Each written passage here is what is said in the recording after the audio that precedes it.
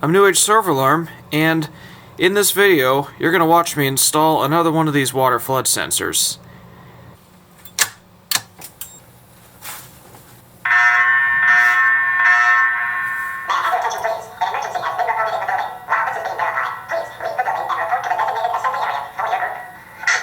Now, when I installed the last two, my dad asked me if I could put in a third one in the laundry room in case we have an issue with the washer or the sink or the pipes in there. So that's what I'm going to do. So here is the chosen location for the new water sensor. It'll be right at the bottom of this pole, installed essentially the same way as the other one was. The reason I chose this location is because we've got the washer and the dryer over there, and we've got a laundry sink over here in the corner. So I'm thinking if either one of these were to flood, the water would go this way, follow the floor, and hit the sensor right over there.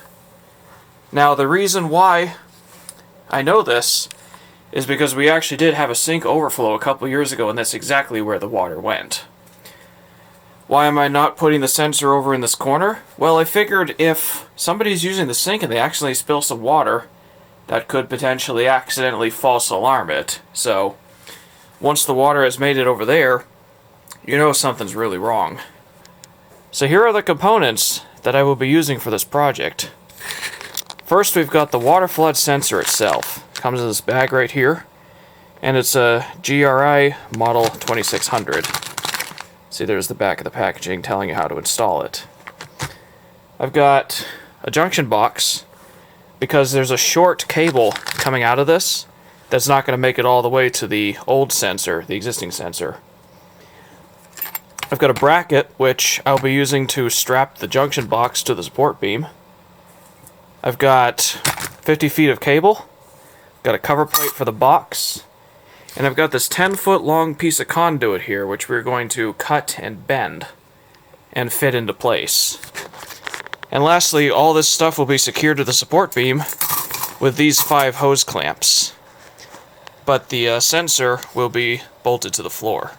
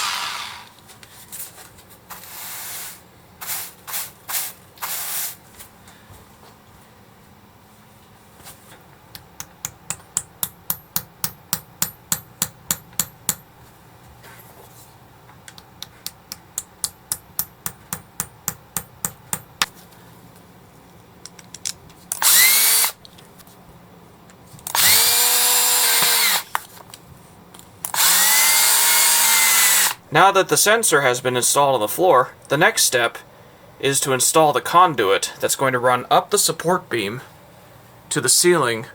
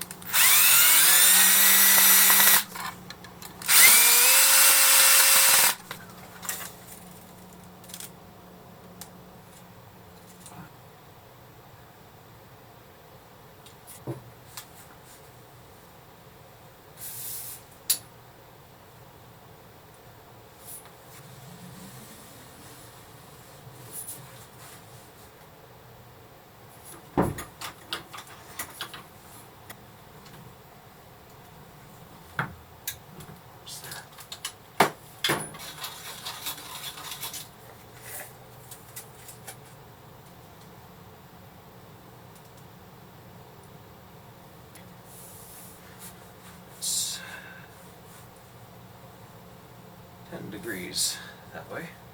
Straighten her out. 10 degrees that way.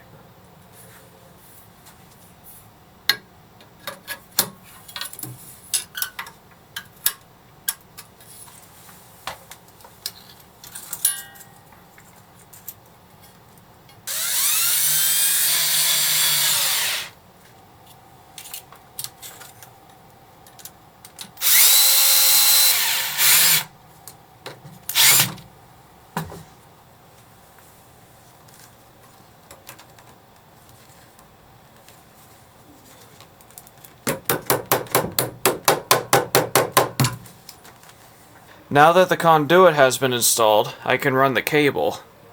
So the cable will come up the conduit, it'll exit right there, it'll go up into the ceiling and jump across to the other side, where it will then follow a cableway, an existing cableway, going this way, all the way across to the other conduit for the existing flood sensor, which is right down there, pretty much installed the same way.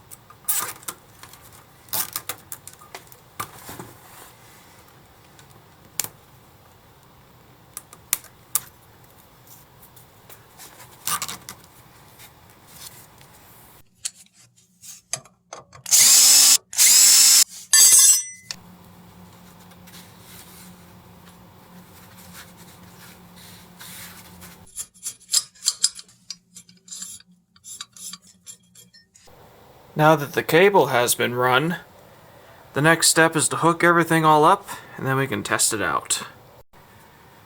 Before I can do anything though, I need to bypass the point.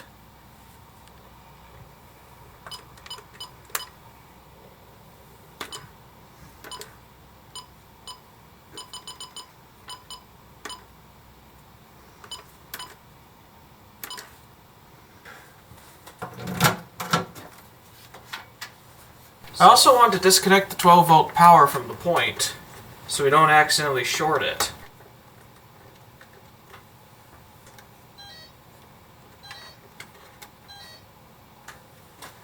That threw two zones into trouble because two things lost power, so we also need to acknowledge.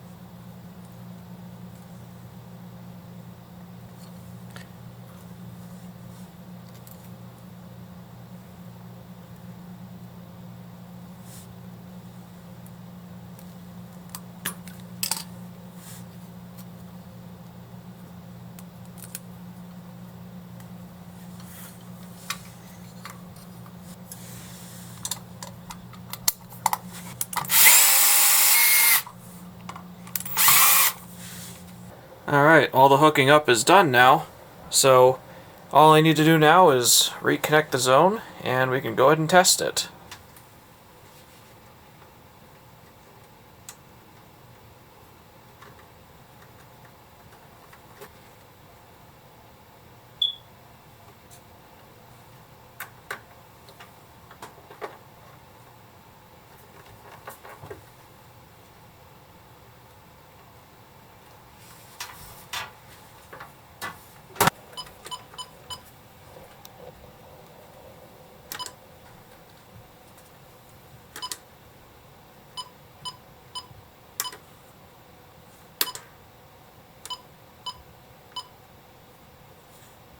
Now for the moment of truth. Spill some water on the floor and see if this thing works.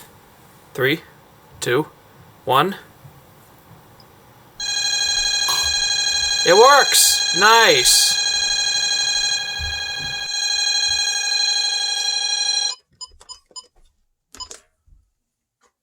Well, that pretty much completes the installation of the flood sensor.